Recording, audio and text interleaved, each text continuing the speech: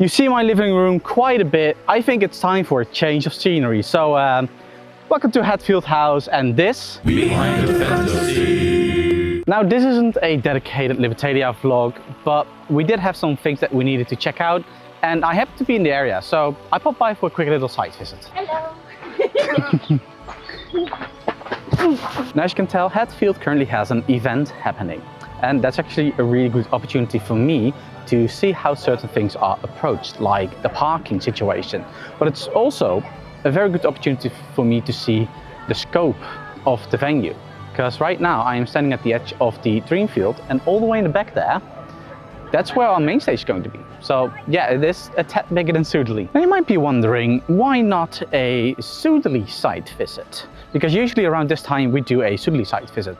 The thing is, we've been at Sudeley for so long at this point, we don't really need a site visit anymore. We know the lay of the land quite well at this point, whereas Libertalia, obviously, brand new venue, and this site visit has been very productive indeed. I spent several hours with the event and project manager of Hatfield House, walking the venue, discussing several things. We spent a lot of time at the campsite actually, because for the past couple of months, Hatfield has been working on landscaping this field to be more suitable for camping. So yeah, things are really looking up here and I can't wait to show you more in the build-up week.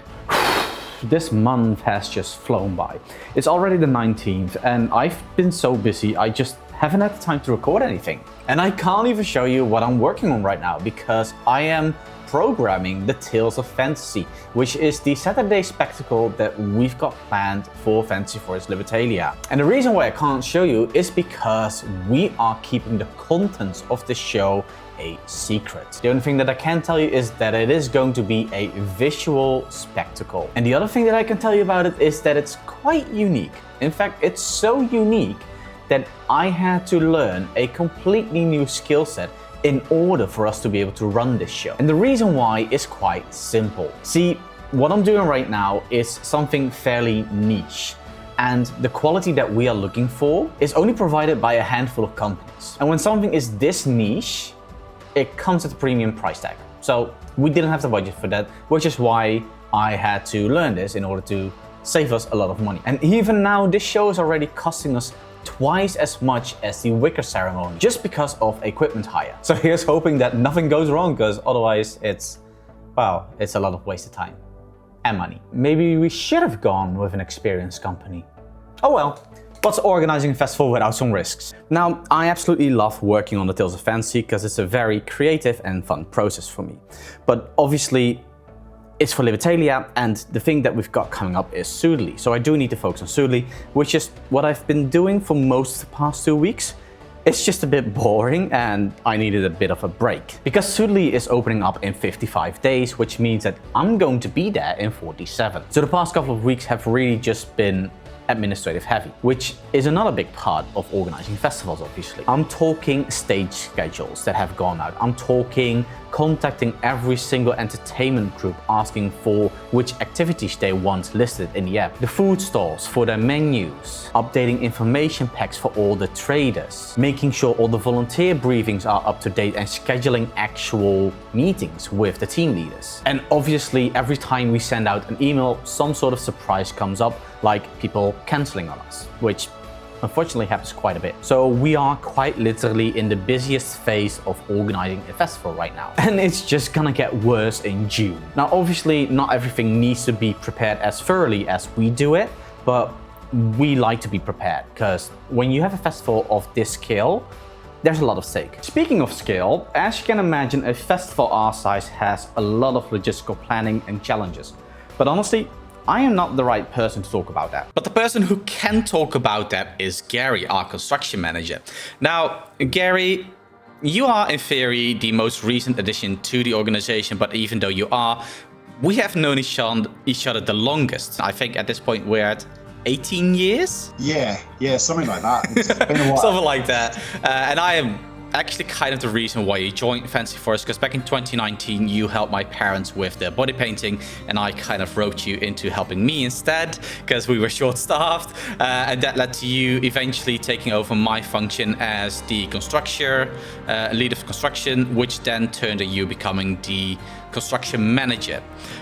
But honestly, construction manager doesn't do justice to everything that you do. So what do we call you?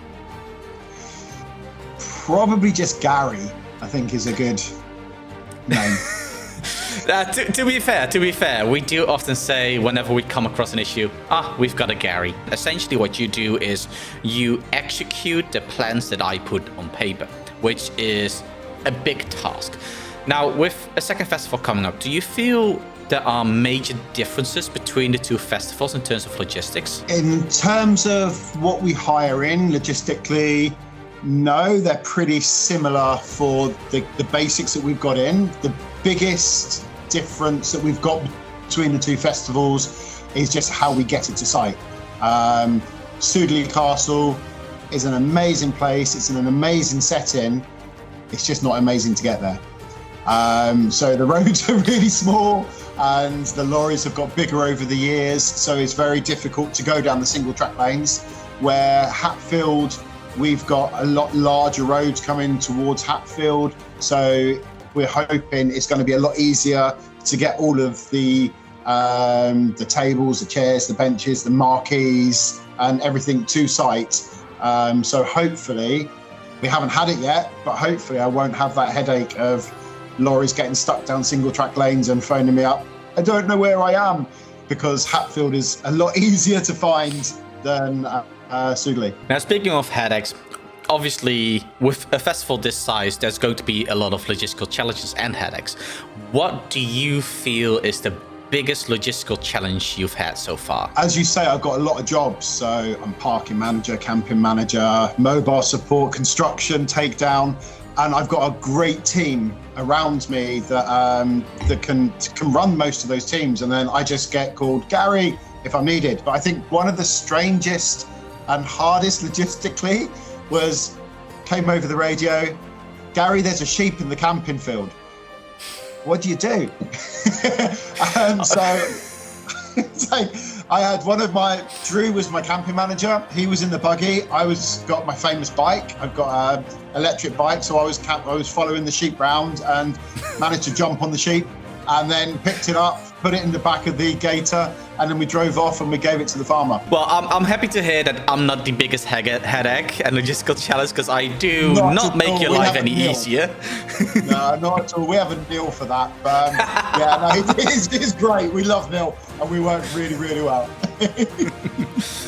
Well, I'll try and continue to be a mild nuisance to you in the upcoming editions, and I look forward to working with you again in the field. In a couple of days, the app will be launching to the public, and while the app is in a launchable state, there is something that annoys me. Because when you look at the icons that we've got in the app, they are quite generic. They are in fact generic icons. And we do love having our own branding on things. So it puts me in a dilemma, because creating icons takes time. Time I don't really have at the moment. Now, I have already started working on these icons, but there is a lot of stuff that is more important, like finishing the briefings for my teams and populating the actual app, because, well, let's be honest, the app is quite useless if there's no information in it. And the app works fine without custom icons. It's just an aesthetic, it's not crucial. But I also know that if I don't do it now, because it's not crucial, I'm going to keep delaying it. It's not gonna get done next year or the year after, and who knows, maybe the year after either. So I might as well get on with it. Now, it's no secret that I spend a lot of time indoors because of Fancy Forest, just to organize it. So I decided to touch some grass again today. It's the 30th of May, and I'm at a brand new festival in the Netherlands called Roenheim.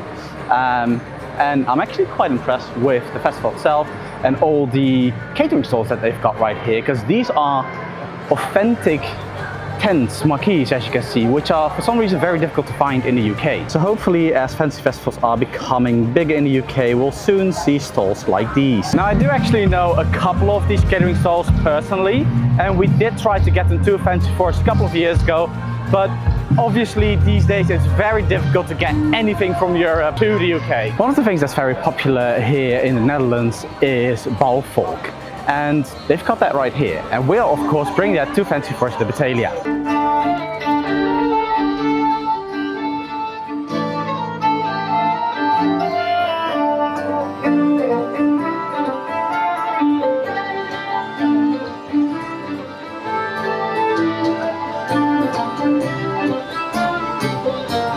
There's a fair number of familiar faces here, and I'm fairly certain I know this guy right here. Because this guy is our own guy. Yeah, indeed. So you're here at Runeheim to MC as well? Runeheim to MC, seeing all these people I haven't seen for so long, it's great.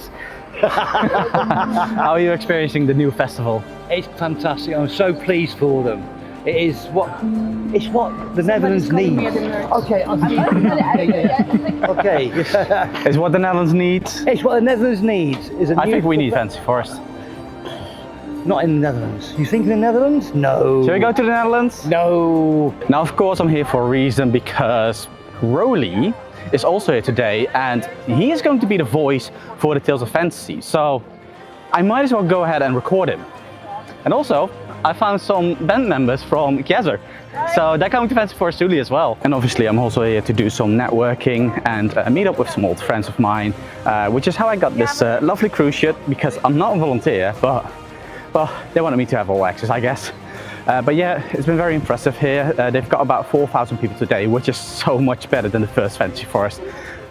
A big thumbs up to Runeheim, you've done really well. Now there was a lot that I still want to talk about in this vlog, but like I said, it is very busy at the moment, so I am going to keep this a bit short, but obviously we're not ending this vlog before we answer some of your questions. And the most liked question this month was, will the yellow and black mildly irritating flying insectoids be returned into pseudily?